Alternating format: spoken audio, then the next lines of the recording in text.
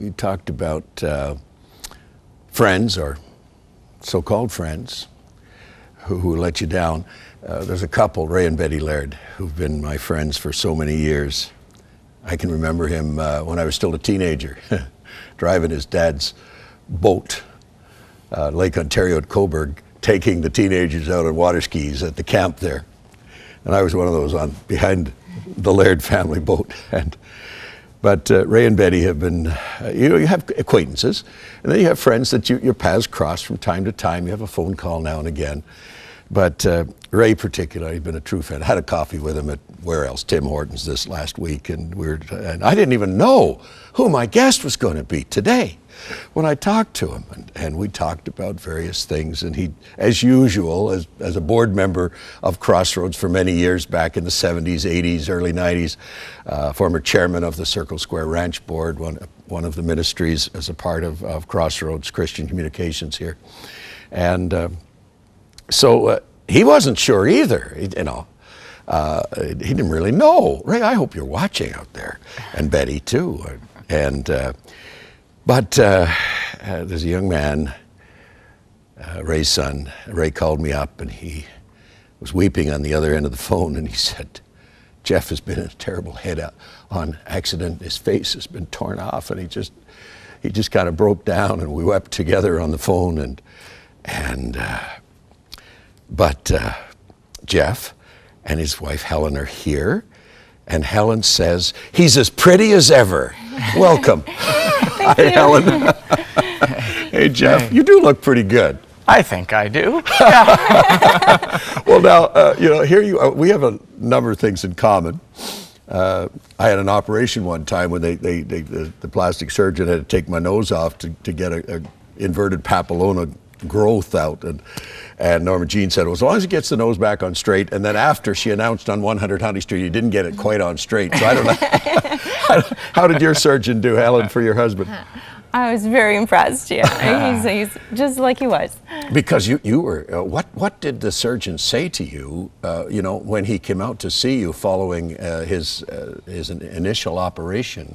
Well, he was very badly broken up inside, and we were waiting for the swelling to come down for him to do the surgery. And when the surgeon came back after the surgery to say, well, everything went well, he says, but I do want to prepare you, because if you thought bad was bad, you don't know what bad is until you see him after the surgery.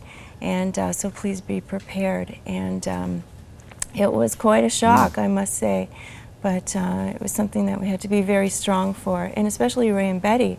And that was part of, I would say, the hardest part of going through that whole thing with Jeff. It was difficult, but when Ray and Betty came and saw their son in this condition, it just ripped my heart.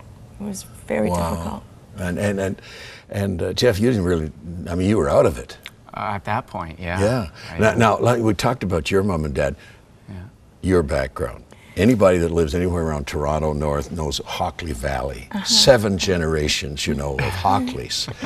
And they're living now on the 7th-generation Hockley farm. And that's another thing we have in common, because I lived for 18 years on the old Rutledge farm, where Norma Jean was actually born and raised. And so I was in the midst of her relatives.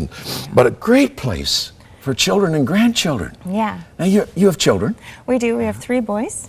Ages? 15, 13, and 11. They enjoy the farm? Oh, they're having a good time. My brother's working them. because you, there's the family there. There. Because, you have just taken a new responsibility, Jeff, as a pastor of a Stouffville congregation. Yes. You're an ordained minister. Yeah. They called you back home, so to speak. They did, yeah. Yeah. They did. So this is just great. Okay, take us back, Jeff. As Ann and I were saying, either you have been in a tough time or an accident or whatever, or you are in the midst of it, or you will be at some point in every life. Yeah. As the old saying is, there's be some tragedy somewhere, somehow. Yeah. And yours happened when you had an encounter with a truck. That's right. Well, it was what started out as a regular day. like we said at the beginning of the show, just kissed my wife goodbye, said goodbye to my kids, and started heading into the office for a regular day. And as I was at a stoplight, a truck went by and a car tried to swerve around the truck, not seeing me there, and hit me head on at about 100 kilometers an hour. And the person that was in the other car, he died instantly. And I nearly died, but obviously I made it, but I had severe injuries to my face. And there's a picture of my car, or what was left of my car. So you went into the steering wheel. Did you have your seatbelt on? I did, fortunately, probably saved my life. But not your face. Your face was totally mangled by the steering wheel. That's right. Ripped it off, in fact. That was before the days of airbags. So my face just smashed straight into the steering wheel, and my nose was ripped off, and all the bones in my face were broken, and there was blood everywhere. It was a disaster. It was a complete disaster. So somebody got me out, helped me out of the car, and I was standing, I shouldn't say I was standing, I was sitting, waiting for help, and an ambulance came and fire trucks came, and they rushed me down to one hospital, and they said my injuries were too severe for them to deal with there, so they rushed me down to Sunnybrook here in Toronto. And that's where they started to put me back together again. Helen, when did you first see him? I saw him at the hospital. Before he went into surgery? Oh, yes. Immediately? Uh-huh. What did you think? What was going through your heart and mind as the mother of his sons and his sweetheart, his wife? Yeah, we had 2 children at the time, and the youngest was just a baby. He was 3 months old. And it was very, very difficult when word came to me that he had been in a terrible accident. All I really cared about was he talking, and was he alive?